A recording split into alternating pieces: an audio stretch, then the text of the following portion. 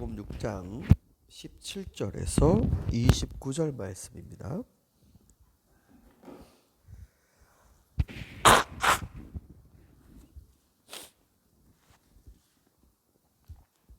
마가복음 6장 17절에서 29절 한 절씩 읽겠습니다. 헤롯은 요한을 잡아오게 하여서 옥에 가둔 일이 있었다. 헤롯이 자기와 형제간인 빌립의 아내 헤로디아 때문에 그렇게 했던 것이다. 헤롯이 그 여자를 아내로 맞았으므로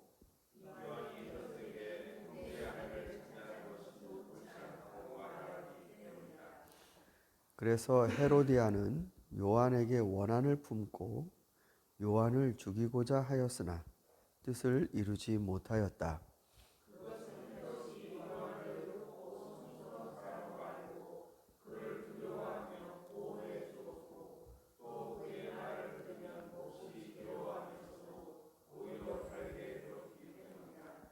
그런데 좋은 기회가 왔다.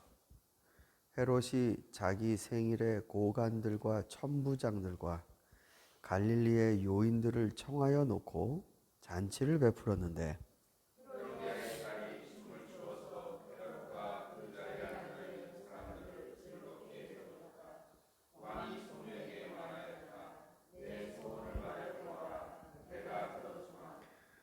그리고 그 소녀에게 굳게 맹세하였다. 내가 원하는 것이면 이 나라의 절반이라도 주겠다.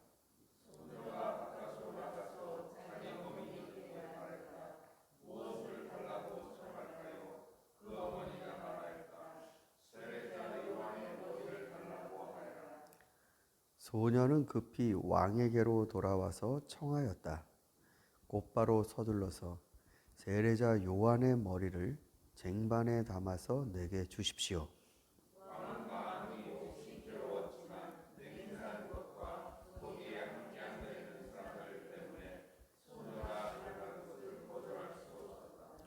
그래서 왕은 곧 호위병을 보내서 요한의 목을 베어오게 하였다.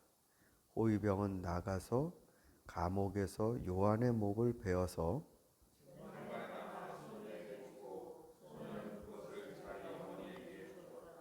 요한의 제자들이 이 소식을 듣고 와서 그 시체를 거두어다. 네. 예수님에 관한 복음서의 이 내용 가운데 세례 요한의 이 자리는 굉장히 확고합니다. 세례 요한이 어떤 사람인지 설명을 하고 그 다음에 예수님을 얘기하죠. 그래서 세례 요한이 했던 일을 주님이 이어하시는 것으로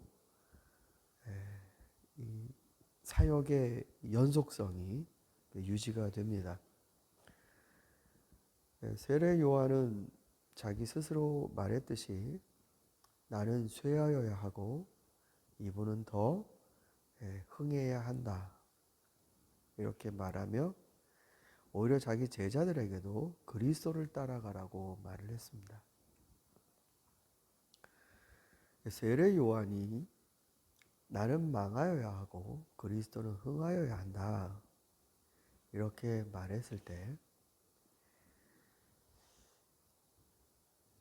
세례 요한이 자기 스스로 나는 쇠해야 된다. 그러니까 점점 줄어들고 작아져야 되고 초라해지고 그분은 더 왕성해져야 한다. 이렇게 얘기한 건데 세례 요한이 어떻게 사라지는가? 어떻게 자기의 기운이 다 이렇게 되고 예수님은 정말 엄청난 또 태양의 빛처럼 드러나게 되는가? 실제로 마가복음이 세례 요한이 순교하는 요 기사 바로 다음에 어떤 기사를 기록하냐면 예수님이 5천 명을 먹이시는 기사를 기록합니다. 그러니까 뭐 엄청난 사람들의 지지를 받았죠. 그래서 이 요한복음에 따르면 사람들이 예수를 왕으로 삼으려 했다라고 그래요. 그 오병이어 기사 그 분위기가 세례 요한은 그야말로 이제 자신의 생명을 다하고 그리스도께서는 왕으로까지 추대받으려고 하시고 얼추 그림이 지금 이렇게 되고 있습니다. 그런데 그러면 어떻게 사라질 것인가? 여러분 그런 생각 안 해보셨습니까? 그리스도인은 어떻게 사라져야 하는가? 내가 점점 작아진다는 건 무슨 뜻인가? 그리스도께서 높아지고 내가 작아져야 된다는 건 무슨 뜻인가? 그거는 내가 가졌던 신념이나 내가 하나님의 일이다라고 생각했던 것을 대폭 줄여서 한 50%만 내가 힘쓰자 이런 게 아닙니다.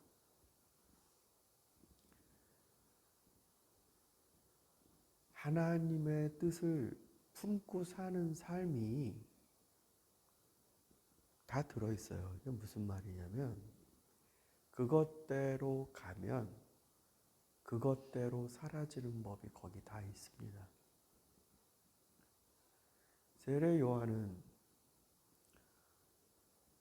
헤롯 왕, 지금 여기 보면 이 헤롯이 예수님 태어나시던 당시 그 헤롯이 아닙니다. 그 헤롯은 거의 광기에 사로잡혀서 자기 자식도 죽이고 장모도 죽이고 끔찍한 사람이었습니다. 그러니까 굉장히 큰 일을 하면서도 국가적으로는 건설 사업을 엄청나게 하면서 인기도 몰고 성전도 지어주면서 유대인의 민심도 잡고 그리고 무엇보다도 로마와 너무나 가까운 유대 관계를 맺어놨기 때문에 정치적으로나 경제적으로나 이 사람은 정말 철옹성 같은, 그러나 그의 영혼이 안정이 안 됐습니다.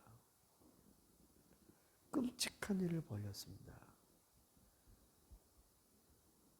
그 자식들이 그러니까 예수님 당시에 그 헤롯 대왕 그 와이프들도 뭐 죽이고요.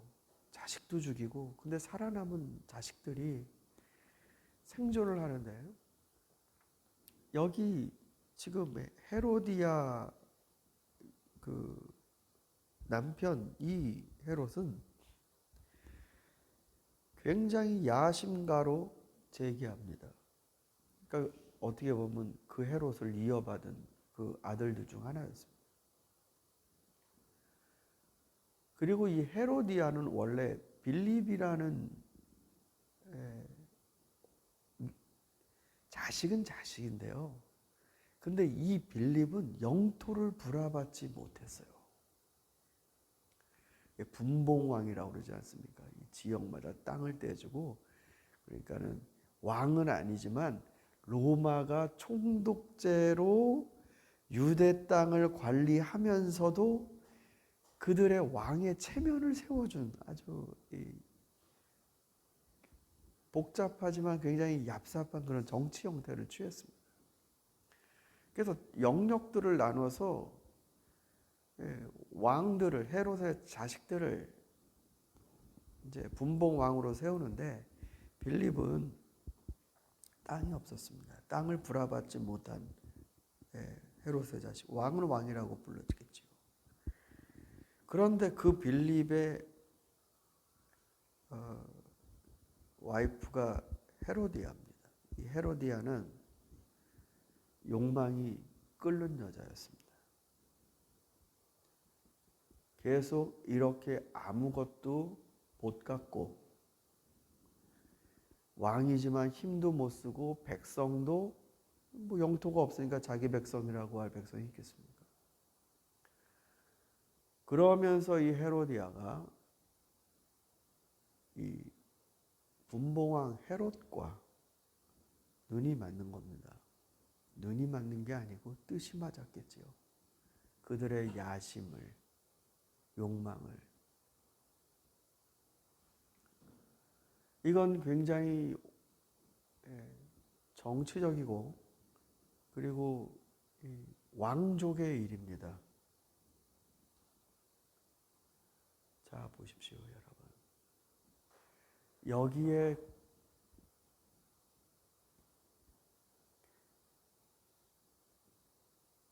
신앙인이 참견해야 됩니까? 말아야 됩니까? 첫째, 신앙인은 정치적 행위를 하려고, 즉 폴리티컬 파워를 갖고 나라를 어떻게 한번 해보겠다, 이런 방향으로 가려는 의도를 갖고 있지 않습니다. 그러나 세례 요한의 경우 정치적 세력이 됐던 게 아닙니다. 야당이 됐던 게 아니에요. 야당치고는 자기는 아무도 없지요. 당이 없어요. 당이. 세례 요한은 정치적 행위를 하는 게 아니고 헤롯의 내면 깊이 박혀있는 그 악을 말했습니다. 당신 하나님 앞에 지금 벌 받을 짓을 하고 있는 것이요. 안 무서웠나 봐요. 사실 그 예수님이 이집트로 그 엄마 아빠가 데리고 극간단하게 데리고 피난 갔던 건 헤롯 대왕의 영아 살해 사건, 2살 아래로 다 죽여라. 그리고 난 다음에 그 왕이 죽었다는 얘기를 듣고 다시 가는데, 원래로 가려면 고향으로 가려고 하면은 베들레헴으로 가야죠. 근데 그 베들레헴의 분봉 왕이 이 사람이 완전히 잔혹하기로 유명한 헤롯의 자식이에요. 그래서 글립 못 가고 나사렛으로 올라간다고요. 그래서 거기에서 피해서 사는 겁니다. 그만큼 맞서지 않고 피해서 살았던 모습도 등장해요. 그런데 세례 요한은 당신 잘못했어. 하나님 싫어하시는 일을 당신이 하고 있는 거죠. 어떻게 멀쩡히 형제지간의 부부를 당신의 정치적인 권력적인 욕망으로 어떻게 자기 와이프를 바꾸고, 이런 말을 하는 세례 요한은 정말 별것도 없는 놈이 저렇게 말을 하는데 눈에 뭐 가시나 되겠습니까? 그냥 어떻게 쓱 한번 하면 없어져 버릴 그런 약한 사람인데, 그런데 세례 요한을 무서워했습니다. 세례 요한은 점점 흰마리가 빠지면서 fade out 되는 게 아니고요. 나는 쇠하여야 된다. 즉 자기 자신이 택한 삶이 가지고 올 마지막이 이제 주저없이 다가올 준비가 되어 있다. 사랑하는 성도 여러분, 그리스도인들은 어떻게 사라지는가? 전 이게 궁금합니다. 우린 늘 주님을 만날 것이다, 부활할 것이다, 맞죠? 약속하셨는데. 그런데 부활은 부활인데 어떻게 사라질 것인가? 우리 여기서 vanish, 사라지잖아요. 그죠? What is your life? 네 생명이 무엇이냐? 잠깐 있다가 사라지는 안개가 아니냐? 사라지잖아요. 근데 어떻게 사라질 것이냐라. 어떻게?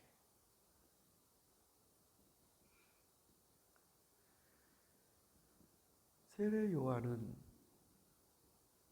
목이 잘렸습니다. 세례 요한이 당한 죽음은 자연사가 아니고 항암 치료도 아니고 정말로 객사, 아니 그것보다 더 참 안 된 죽음입니다. 몸이 붙지 않고 목이 떨어져 나가서 죽었어요.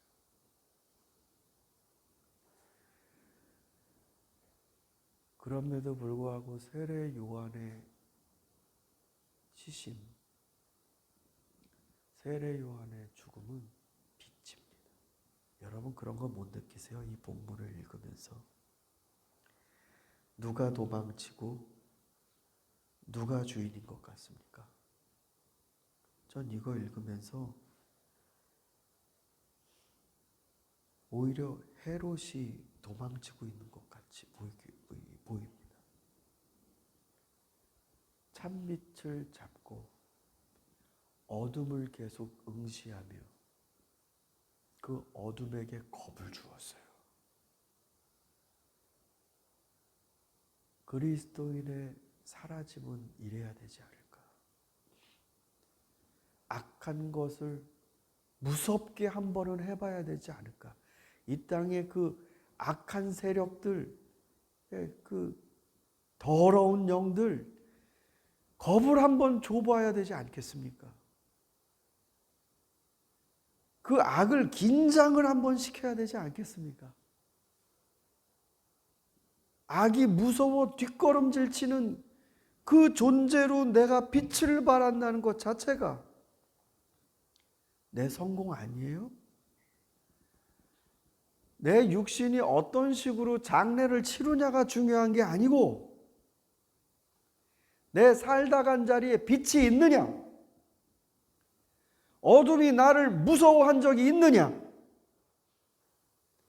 악한 세력이 올바른 것을 피하게 만드는 권세를 내가 발해 보았느냐? 우린 정치적 세력이 아닙니다. 우리는 대선을 치러서 어떻게 나라를 해보자.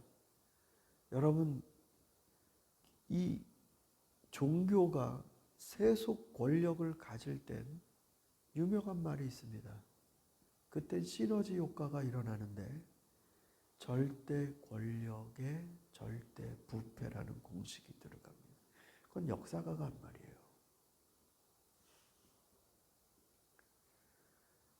우리는 세상에 악이 되어버리는 존재가 아니고 세상의 악한 것들을 무섭게 해야 될 존재입니다. 죽은 게 약한 것 같죠? 보세요. 헤롯이 죽이고도 도망갑니다. 이게 빛입니다. 여러분, 그리스도인이 무서운 게 바로 이것입니다. 빛 가운데로 간다는 거예요. 그래서 세상이 무서워하는 겁니다. 아무리 뭐 예수 믿고 뭐 어쩌고 저쩌고 그래도 아니 세상이 가는 어둠대로 그대로 가면 그게 뭐가 무섭고 그게 뭐가 다른 겁니까? 여러분, 불의한 삶을 살지 마십시오. 여러분 안에 의로운 삶을, 하나님 기뻐하시는 삶을 살지 못하며 그리스도인이 빛을 발하는 것 천만에요. 그리스도인의 힘은 빛 가운데 사는 삶에서 나옵니다. 저와 여러분이 무서운 사람들이 될 수 있기를 바랍니다. 힘으로나 권력으로나 돈으로가 아니라 빛으로. 내가 생각하는 것, 내가 느끼는 것,